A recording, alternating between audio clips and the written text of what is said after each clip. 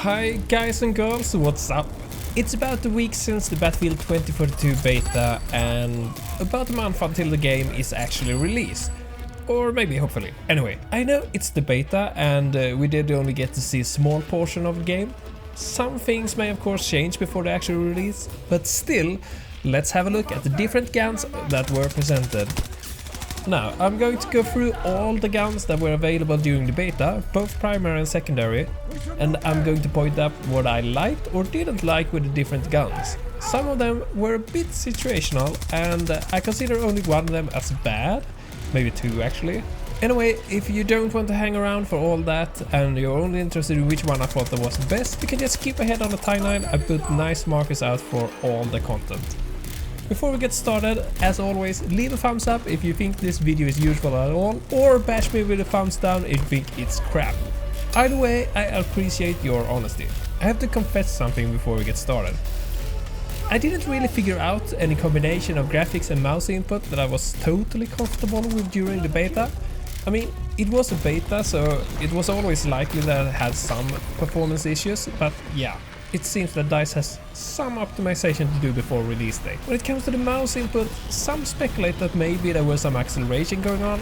I'm not really sure, and to be honest, I wanted to put most of my time spent in the beta playing, not fiddling around with the settings. So that's that. Now I've gotten that off my chest, let's go through the different weapons. Starting with the assault rifles and the M5A3. As in most games, assault rifles and M5 in particular, or its predecessors, it's powerful, but still quite all round. You can fit it with sights, grips, ammo and muzzle that are good for close combat or long range, and you can of course do a mix-up as well. Given that the gun itself is pretty all round, you can basically fit whatever you want and it's still going to be pretty good. This is not the best gun during the beta for me, however, but it's up there, it's really close. The other assault rifle available, the AK, was also a good choice. Saying that, I'm usually a big fan of AK, ever since the early days of CS or Battlefield 2 if we are going to stick with the Battlefield franchise. With customizations making the gun better for different scenarios, there are actually little reason to not fall in love. But it had one huge problem during the beta. It had bad memory. It suffered from dementia. Every time you spawned, you had to redo all the settings. Now, this may not sound that bad, but remember that Battlefield 22 doesn't exactly have spawn control, or at least not so far. You can spawn on a flag in front of one or many enemies, and you can even spawn right in front of a firing gun on someone else. In that situation, you don't want to fiddle around with the plus system, trust me. But hey, Zach, there is a simple solution for this problem, just don't die, sucker. Well, that's true, but well, unfortunately I'm not that pro. Moving on to the LMGs, and being a beta, there was only one, the LCMG. While hip firing with this gun, it was a bit dicey. Running around with ads though, that was completely okay. Whoa, that marker is really in the way, I can't see the enemy even. Well, as I said, the ads was completely okay. Running around with the LMGs, however, has never really been my melody, but the little time I spent with it in Battlefield 2042 was quite alright. Lots of ammo in the clip and no recoil to speak about. Yeah, it's a pretty good combination for success.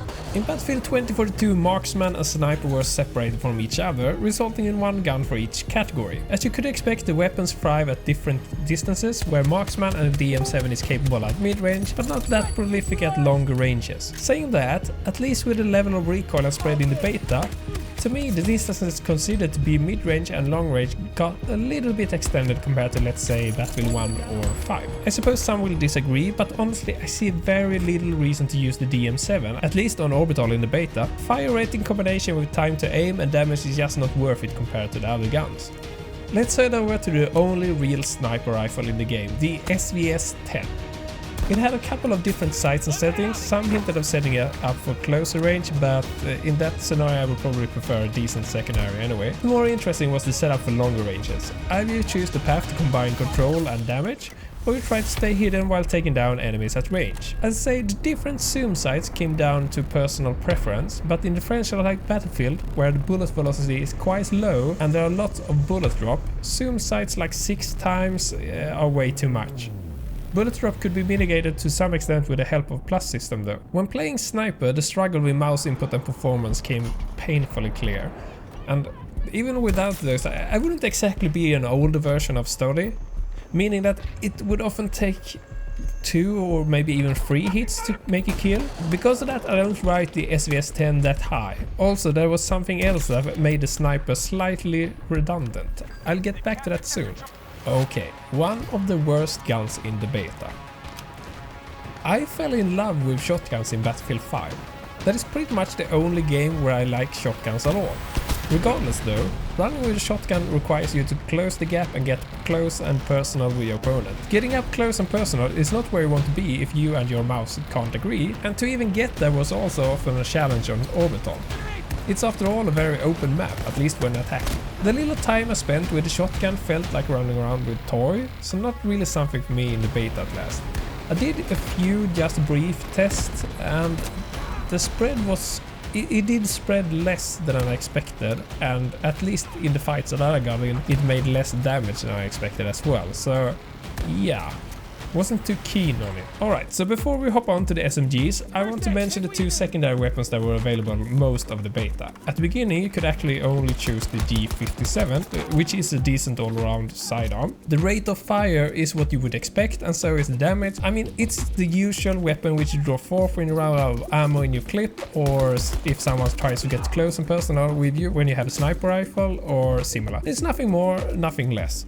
It's a decent sidearm. The other handgun, however, the M44 revolver, is all about the usual secondary handgun. As can be expected by a revolver, it does punch like a horse, both when it comes down to damage dealt and as well as probably the most recoil in the game. What is quite unique though is the detailed animation to bring up the next bullet. I could probably do it faster myself in real life. This is not your typical fallback sidearm, and especially not something you want to bring up when close and personal, unless you can kill your opponent with one shot. I can totally understand that a lot of players were thrown off by this gun. I was a bit hesitant to it as well for starters, but once you have tried to use it for a little bit longer range, it becomes very interesting. Use the zoom sight and suddenly you have a pocket-sized sniper rifle. Not bad. Not bad at all actually. Which is why I honestly think that this handgun is at least on my top 3 list of the best guns in Battlefield 2042. Even though it is quite situational for me, but it also actually renders the real sniper rifle, SVS-10, redundant most of the time. Now, it wasn't a complete substitute, but close enough for most of the time. Normally SMGs are very close combat, and often they suffer as they don't do enough damage in Battlefield games.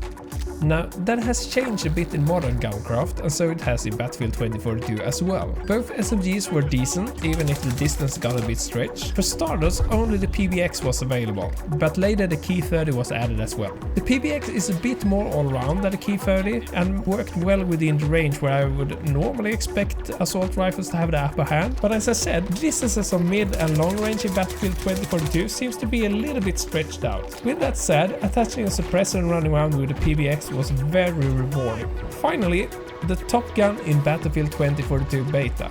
This gun is a bit special in many ways. For instance, you can't set it up as freely as many other options, at least not for it to work with me. Also, since I have played the game for a while at this stage, I often leave it together with the M44, meaning that I rarely use the K30 for anything but close or mid-range.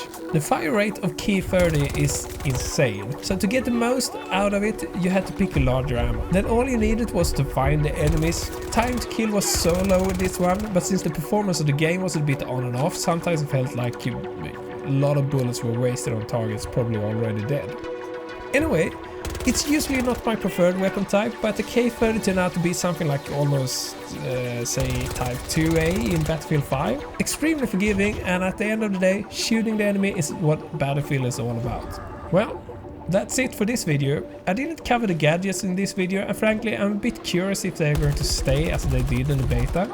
Now, I know this is a subject where there are lots of opinions, and for now I'm going to let mine rest. Regardless of how it turns out, I seem to have a more adjust my playstyle to the game mentality rather than complaining on the game because it doesn't suit my current playstyle. What I do want to see, probably above all else, is a better communication system. Just being able to ping a location, warn a location, or say that I want to reach a certain location isn't enough when going all-out warfare. For Hazard Zone or BR games like in Warzone, it works fine, because you usually talk with the dudes in your squad anyway. But when you team up with 63 other players, Well, cheers.